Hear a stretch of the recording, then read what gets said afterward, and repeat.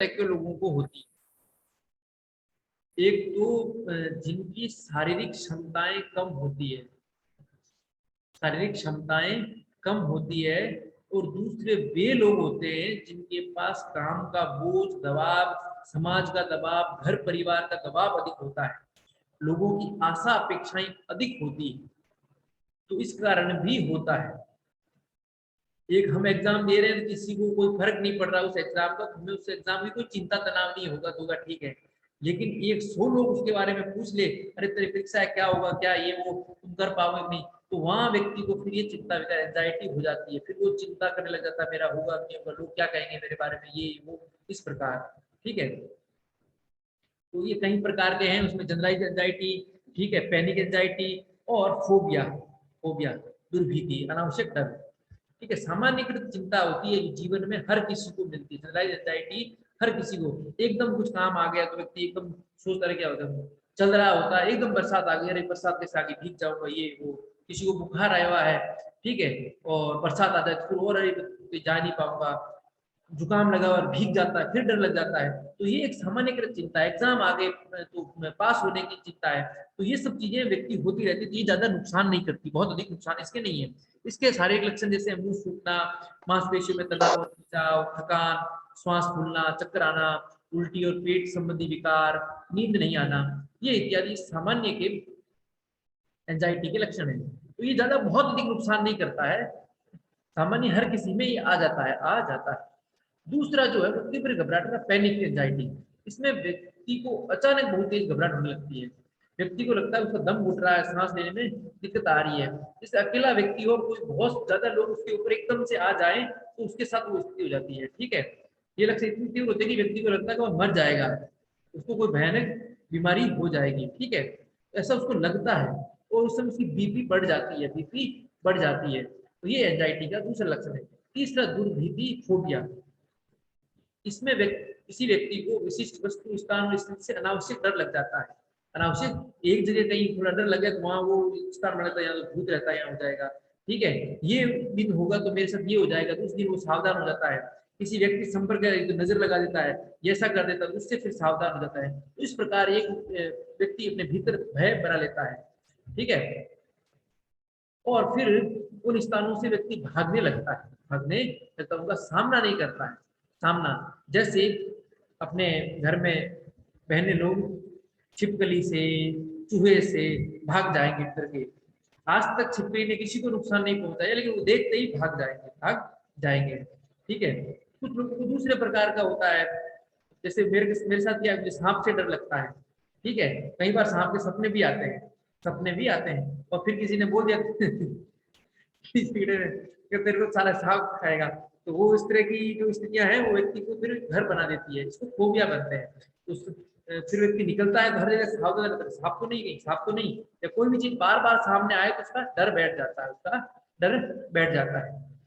तो इसके लक्षण तो घबराहट, भय, बेचैनी, स्मरण शक्ति का कमजोर होना, नींद संबंधी समस्याएं, मांसपेशियों में खिंचाव, ठीक है, व्यक्ति शांत नहीं रह पाता है, बार बार हाथ पैर धोना, हाथ पैर ठंडे आना पड़ना।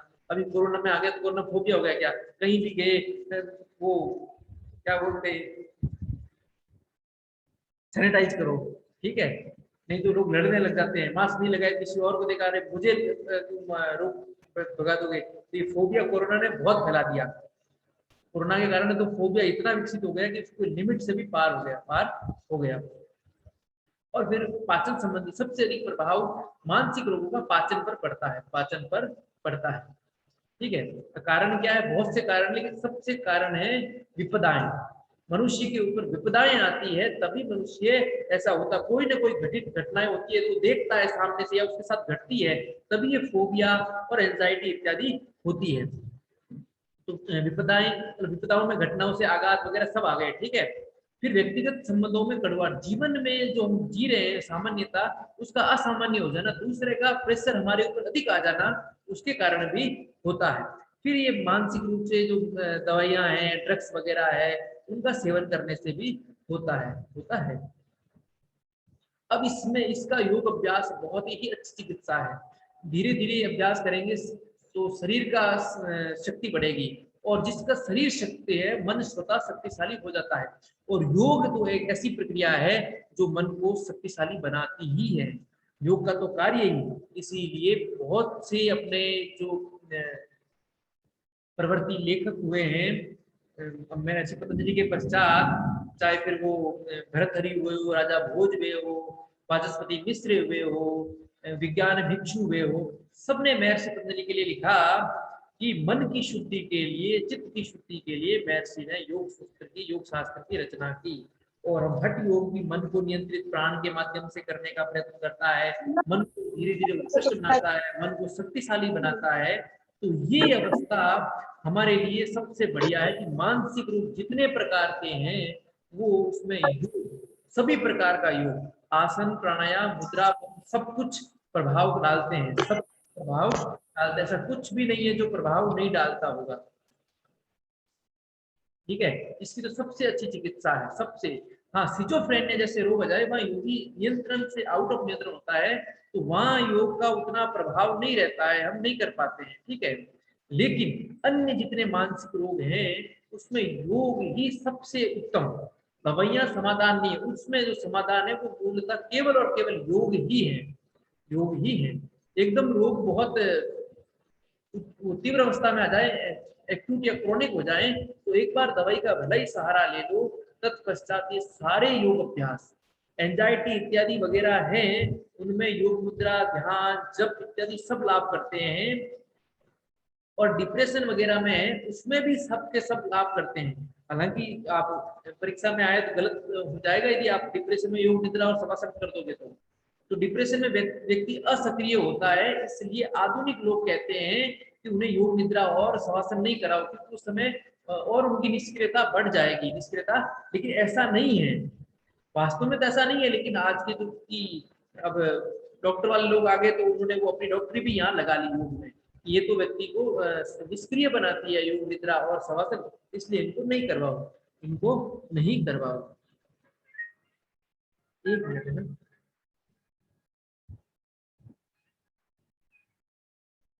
हाँ, प्रणाम आचार्य।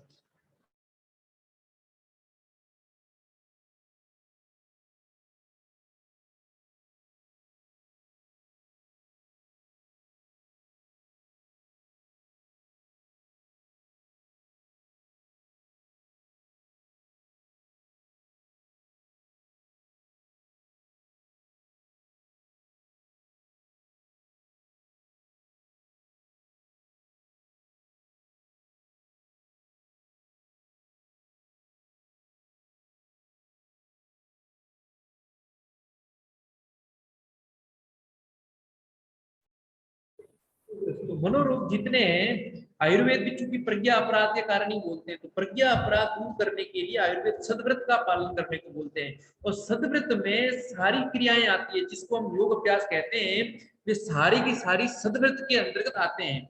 आयुर्वेद ही धरती का ऐसा विज्ञान है जो व्यक्ति को ये बताता है कि आपकी जीवन प्रक्रिया कैसी होनी चाहिए। तो आयुर्वेद का उद्देश्य ही है आतुर रोग प्रशमन, और स्वस्थ व्यक्ति है उसका स्वास्थ्य संरक्षण। ठीक है, रोगी है तो रोग का निराकरण हो, लेकिन स्वस्थ व्यक्ति है तो स्वस्थ व्यक्ति का स्वास्थ्य संरक्षित रहे, और सुरक्षित रहने के लिए उसने नियम बनाए। एक नियम स्वस्थ व्रत कहलाता है और दूसरा सदव्रत कहलाता है। ठीक है, तो सदव्रत मानसिक रोगों को नहीं होने देते हैं, मानसिक रोग हैं भी तो वो धीरे धीरे नष्ट कर देते हैं, नष्ट कर देते हैं। तो ये आयुर्वेद में उसने, और आयुर्वेद चूंकि महर्षि पतंजलि की स्तुति भी स्थिर होती है, वाणी की शुद्धि व्याकरण के माध्यम से, शरीर की शुद्धि आयुर्वेद के माध्यम से, और मन की शुद्धि योग शास्त्र के माध्यम से।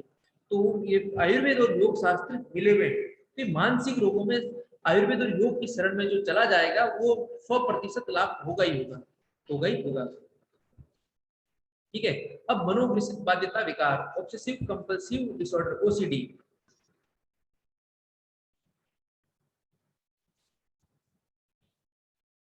इसमें क्या होता है, एक ही चीज व्यक्ति बार बार रिपीट करता है, एक ही चीज को बार बार 10 बार कोई चीज हम एक ही व्यक्ति को, ये कैसे होगा, ये क्या होगा, एक से पूछ लिया तो संतुष्ट नहीं होना, 4 लोगों को और पूछना, जो इंक्वायरी हम कहते हैं ना, एक तो कोई अच्छी चीज के लिए इंक्वायरी करना, और एक व्यक्ति की आदत पड़ती है कि 10 जगह से उस चीज का पता करना, पता लगाना। तो ये मनोग्रसित बाध्यता विकार जिसको बोलते हैं ऑब्सेसिव कंपल्सिव डिसऑर्डर। ठीक है, तो विशेष कामों को बार बार करता है और बार बार कुछ भी क्रियाओं को दोहराता है। और क्यों?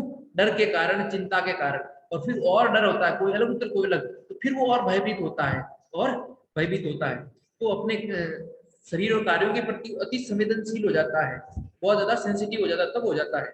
ठीक है, अत्यधिक धोना, अत्यधिक सफाई का ध्यान रखना, थोड़ा भी इधर उधर 20 बार झाड़ू निकालना, कोई आया फिर झाड़ू निकाला, फिर गया फिर आया फिर झाड़ू निकाला, इस तरह की जो क्रियाएं हैं ये सब के सब ओसीडी के अंतर्गत आती है। कारण मस्तिष्क में सेरोटोनिन नामक रसायन का संतुलन। तो सेरोटोनिन हैप्पीनेस हार्मोन है, और मस्तिष्क में मेलेटोनिन और सेरोटोनिन ही है जो सर्केडियन रिदम को प्रभावित करते हैं, हमारी जैविक क्रियाओं को निर्धारित करते हैं। तो उसमें प्रॉब्लम होने के कारण ये सब हो जाता है। बाकी वातावरण, जीवन में तनाव, जीवन में कोई दवाएं, ये सब भी कारण है। अगला है डिप्रेशन, अवसाद। ठीक है, इसका अर्थ है जब व्यक्ति में सामर्थ्य कम हो जाता है, तो सामर्थ्य में कमी के कारण व्यक्ति ऐसा बन जाता है कि मेरा तो कुछ हो जाएगा, मुझे कोई नुकसान, मैं मर जाऊंगा तो क्या होगा, ये वो, और धीरे धीरे ऐसा होता है कि वो निष्क्रियता की ओर चला जाता है। जो डेली रूटीन में काम कर रहा है वो काम करने का उसका मन नहीं करता है, मन नहीं करता है। अभी इस डिप्रेशन तो धीरे धीरे बढ़ता जा रहा है, प्रतिदिन दिनों दिन बढ़ता जा रहा है।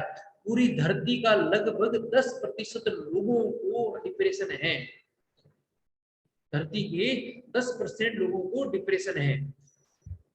कोई 10 दिन साधना मित्रता रही, उसने छोड़ दी तो डिप्रेशन, किसी ने को दे दिया तो व्यक्ति, उसने तो मुझे धोखा दे दिया, ये वो। तो ये जो व्यक्ति के अंदर भीतर का जो साहस है, पराक्रम है, उसकी कमी के कारण, भीतर की आंतरिक आत्मशक्ति के कमी के कारण ये डिप्रेशन रोग उत्पन्न होता है।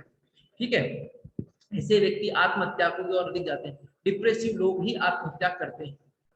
ठीक है, वो व्यक्ति बोलता मेरा कोई नहीं है इस धरती पे, मैं जी के क्या करूंगा, ये वो, इस तरह की जो बातें हैं ये डिप्रेशन के हैं, डिप्रेशन के हैं। ठीक है, क्योंकि वो स्वयं को लाचार और निराश हताश अनुभव करता है।